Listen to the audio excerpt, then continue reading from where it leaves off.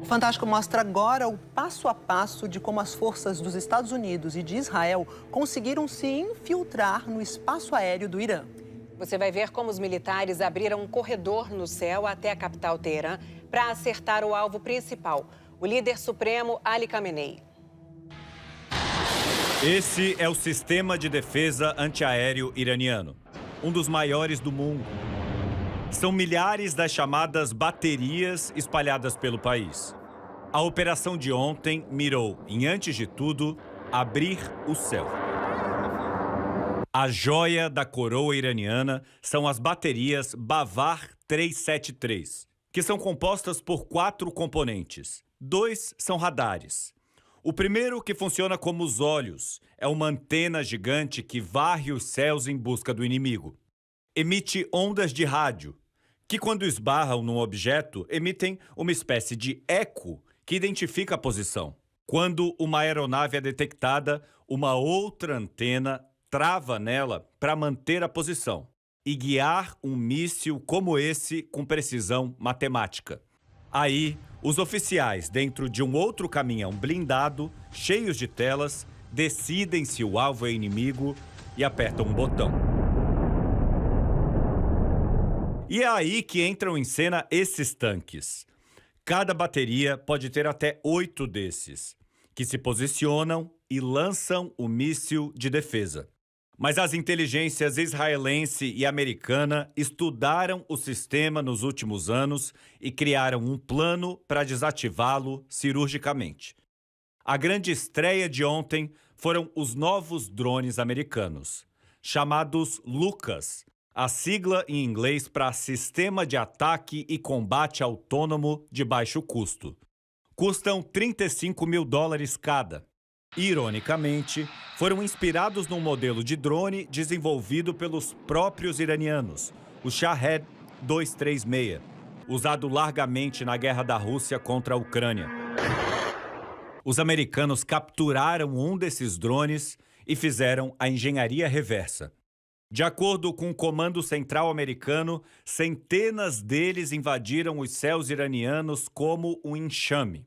Esses drones são capazes de ficar totalmente parados no ar por até 6 horas. E estão conectados entre si, cada um deles com 18 quilos de explosivos no seu interior. Mas ontem eles serviram como iscas, porque os radares iranianos miraram suas ondas de rádio nos drones baratos e revelaram suas posições.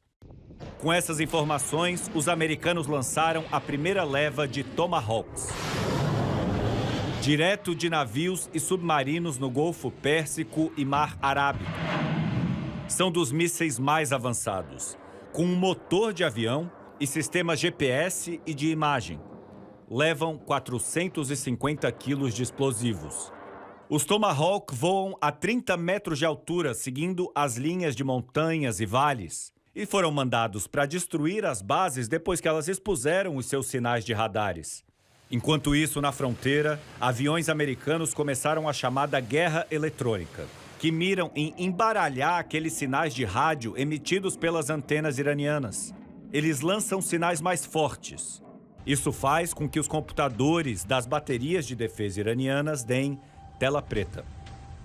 Foi aí que 15 minutos depois entrou em cena a frota dos 200 aviões israelenses. Uma orquestra de destruição aérea como não se via desde as grandes guerras do século XX. Os primeiros a invadir os céus foram pelo menos 25 dos caças de quinta geração. O F-35I Adir. Os aviões israelenses entram no espaço aéreo no modo fantasma, ou stealth. Eles têm formas anguladas ou serrilhadas. Quando a onda do radar chega neles, ela volta para outro lugar. Imagina jogar uma bolinha de tênis contra uma parede inclinada. Ela não volta para você, mas para outra direção.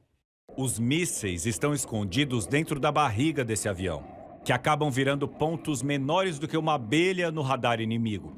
Além disso, esses caças são capazes de se infiltrar nos computadores iranianos, não para desligá-los, mas para fazê-los pensar que está tudo bem, enquanto as bombas já estão caindo. David Deptula é tenente-general veterano da Força Aérea Americana. Já foi chefe de vigilância e inteligência e um dos estrategistas da Operação Tempestade no Deserto, na Guerra do Golfo, em 1991.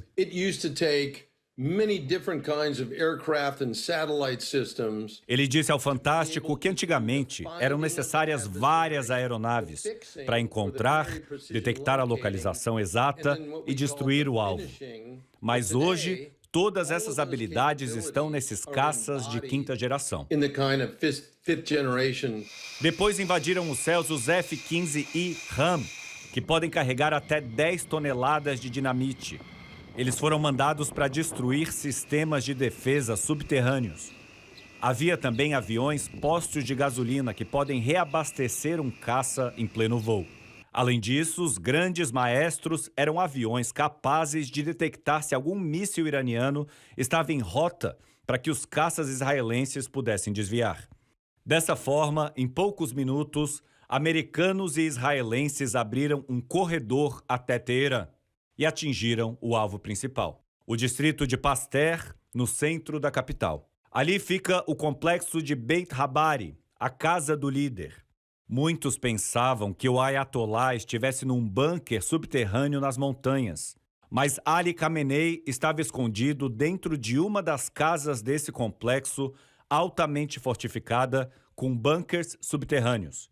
Os caças israelenses usaram munições de penetração do solo, preparadas para atravessar metros de concreto e pedra antes de explodir. A operação foi tão rápida que não daria tempo de fugir dali de helicóptero ou num comboio protegido. A casa de Ali Khamenei ficou assim. O Ayatollah foi morto nas primeiras horas. Deixou os iranianos sem comando forte.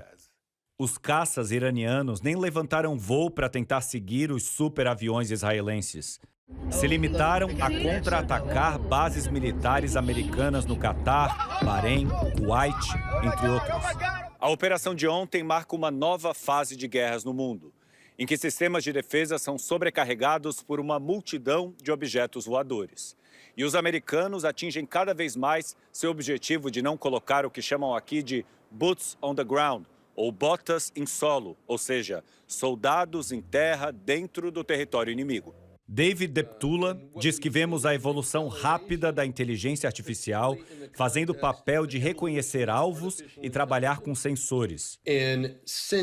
Americanos e israelenses conseguem fazer hoje uma guerra digital à distância em poucos minutos. É o prefácio de uma era tecnológica de combate. A guerra centrada em redes, onde aviões e mísseis até importam menos do que o balé que são capazes de fazer conectados, confundindo o inimigo. Destruir a percepção. O futuro da guerra chegou, mas ele é invisível e extremamente poderoso.